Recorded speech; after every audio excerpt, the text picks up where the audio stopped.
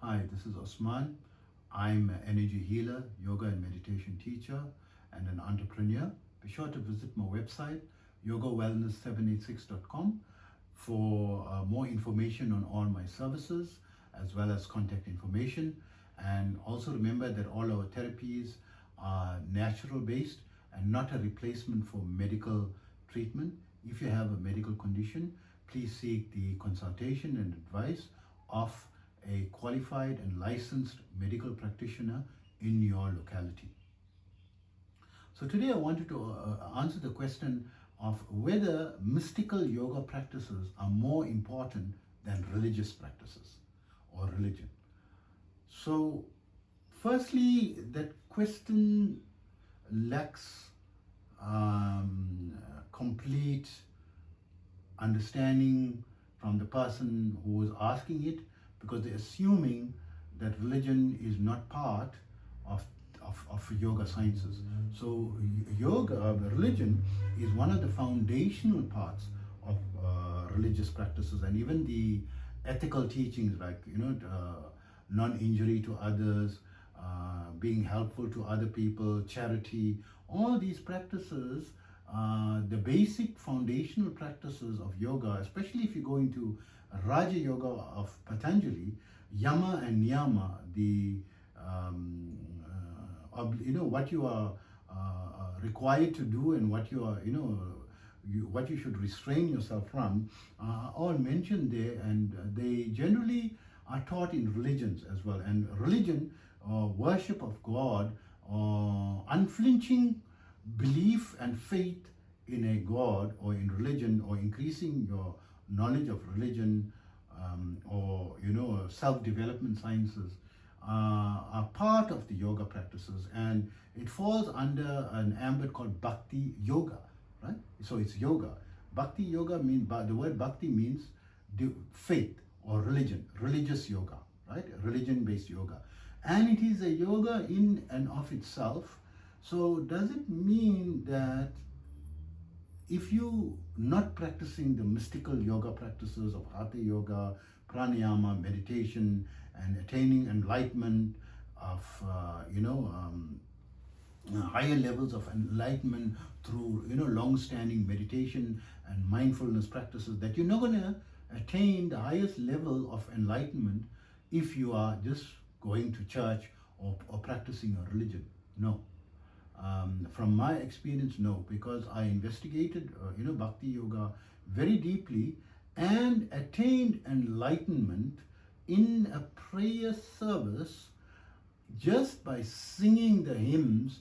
My level got elevated to a level I went into Saamadhi, total bliss, collapsed in the bliss, right? When unconscious in bliss, the same level of enlightenment and level of blissfulness and collapse that one experience in meditation or in mantra yoga, right? Because I experienced enlightenment 5 times, and 2 times out of, or more often than not, I experienced it just by attending a prayer service and this thing. So in of itself, so a lot of people who's attending religious ceremonies, and I would say 99.99% are not collapsing in blissfulness and enlightenment, right? And they're not experiencing enlightenment. And why? Does it mean there's some deficiency? No. The enlightenment that one experiences doesn't mean that you are closer to God or further away from God if you didn't experience it. Because God doesn't need enlightenment to bless you, right? God is all powerful and He can bless you. So it is a bit of a religious,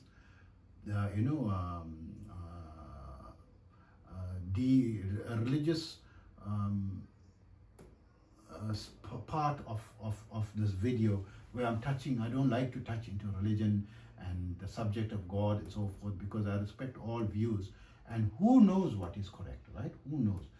Only, I mean, do you know for sure, even you have the highest level of, experience and so forth, you may be convinced in your belief, right? But do you know? How can you know that which is unknowable?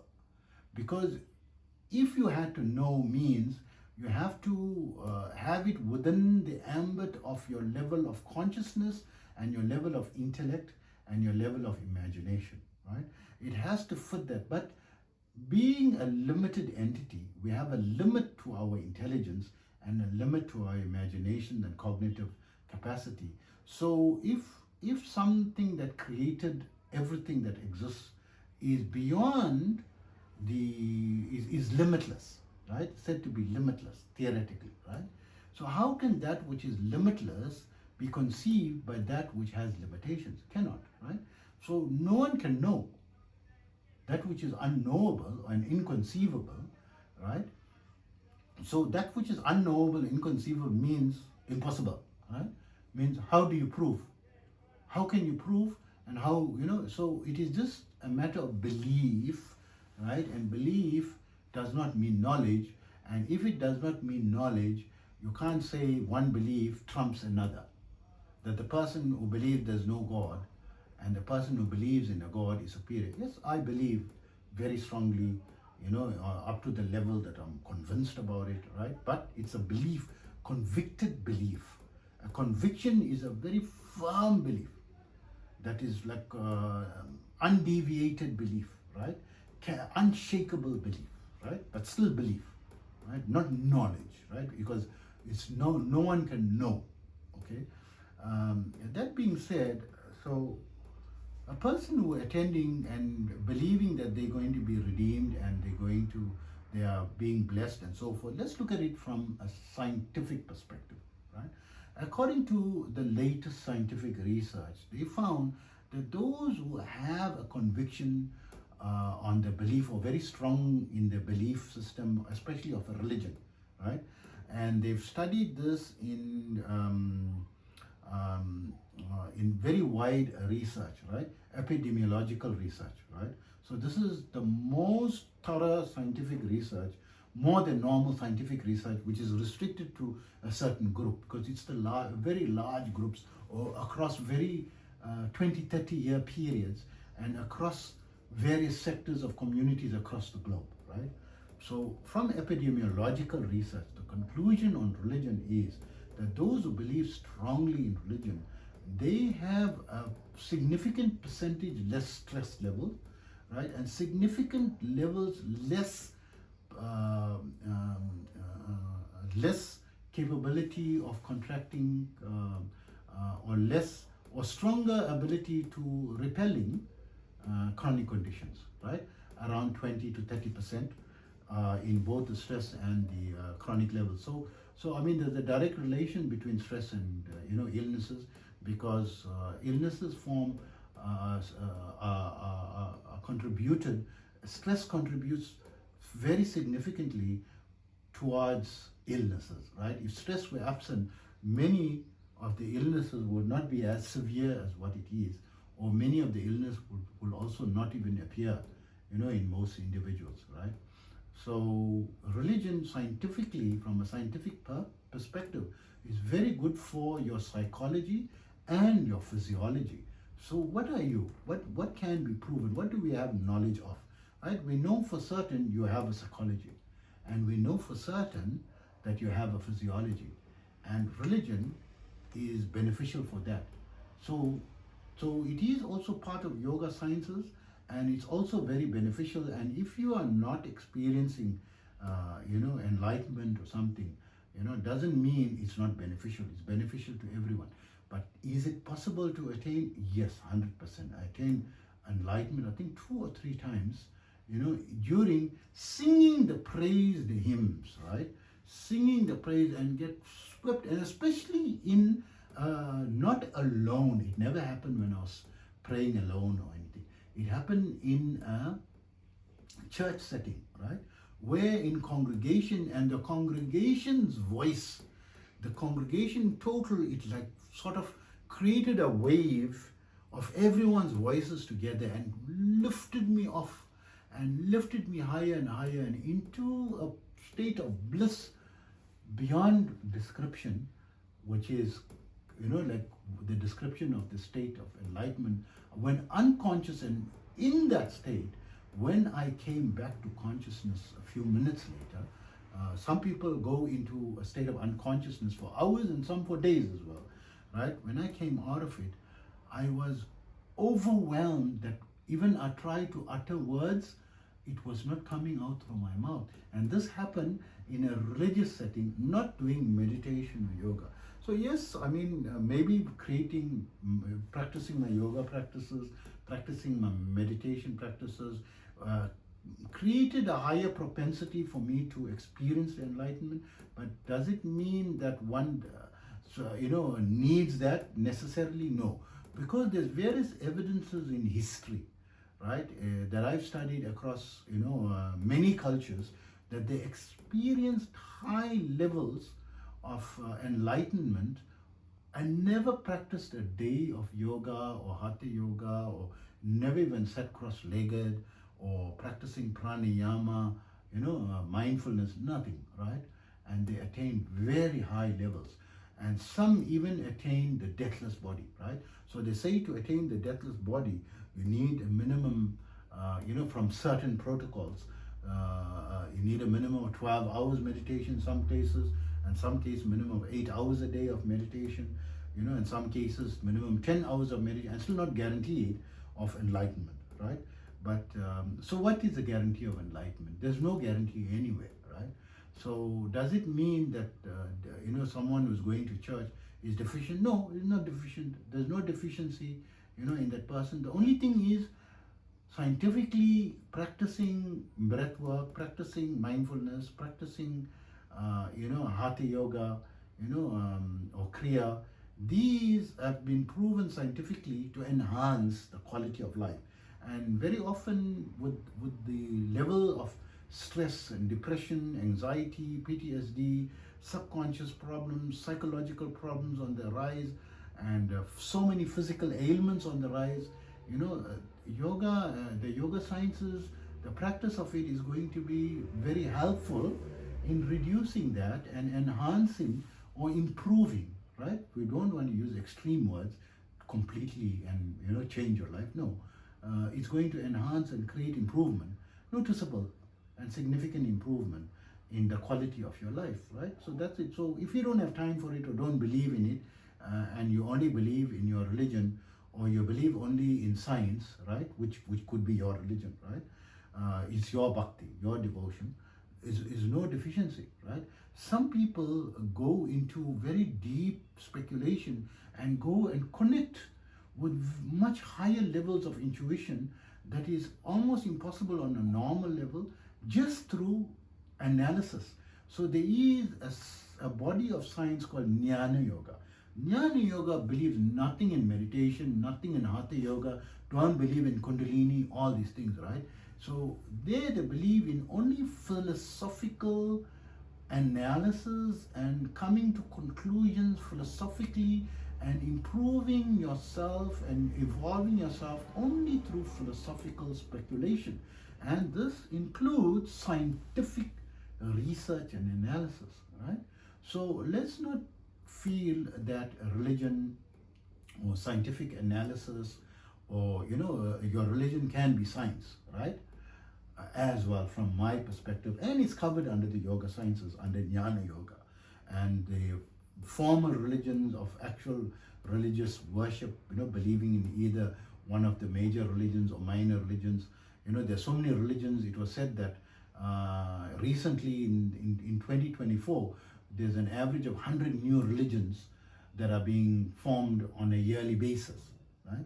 So it's not just the major religions, of Christianity, Judaism, Islam, Hinduism, Buddhism, Sikhism, Zoroastrianism, that are, or Taoism, that are, and so many other religions. There's thousands of religions, and 100 new religions being currently formed every year, that one could believe strongly in, and doesn't mean it is inferior, because you get some cultures, ancient cultures, just by smoking a pipe, they go into a trance-like state, or a type of illumination, because they are able to communicate in what they consider the spirit world and get intuitive knowledge, higher knowledge on creating things that a normal intelligence and mind cannot create or cannot conceive of such ideas or solutions, right?